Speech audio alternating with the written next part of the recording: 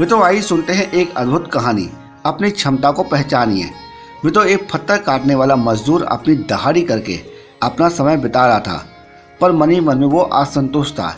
एक दिन ऐसे ही उसे लगा कि उसको कोई शक्ति प्राप्त हो गई है जिससे उसकी सारी इच्छाएं पूरी हो सकती हैं। शाम के समय एक व्यापारी के बड़े घर के सामने से गुजरते हुए उसने व्यापारी के ठाट वाट देखे, गाड़ी घोड़ा घर की सजावट देखी।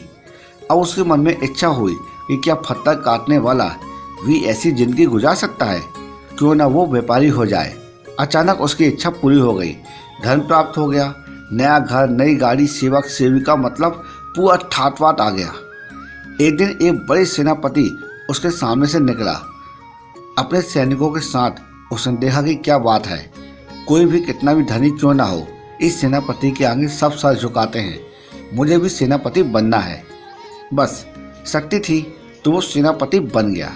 अब वो गर्व से बीच में बने सिंहासन पर बैठ सकता था। जनता उसके सामने दबती थी। सैनिक को वो मनचाहा आदेश भी दे सकता था।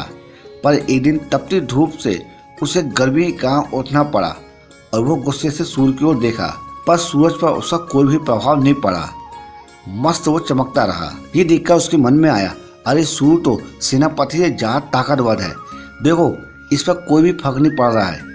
उसने इच्छा की कि वो सूर्य बन जाए और देखते ही देखते वो सूर्य बन गया। अब सूर्य बनकर उसकी मनमानी चलने लगी। अपनी तपन से उसने संसार को बेहाल कर दिया। किसानों की फसल तक जल गई। इसको देखकर उसे अपनी शक्ति का एहसास होता रहा। पर अचानक एक दिन एक बादल का टुकड़ा आकर उसके और धरती के बीच में आकर खड़ा हो गया। ओह ये क्या, एक बादल का टुकड़ा सूर्य की शक्ति से बड़ा है, क्यों ना मैं बादल बन जाऊं। अब वो बादल बन गया। मैं तो बादल बनकर जोर से गरज कर वो अपने को संतुष्ट समझता रहा और जोर से बरसात भी करने लगा।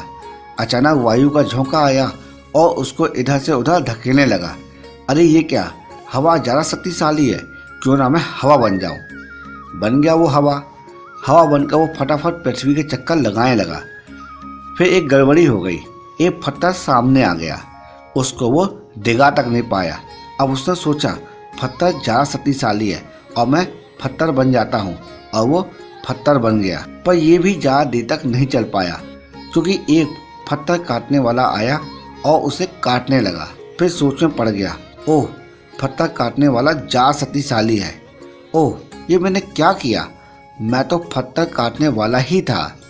इतनी देर में उसकी नींद खुल गई और उसका स्वप्न भंग हो गया।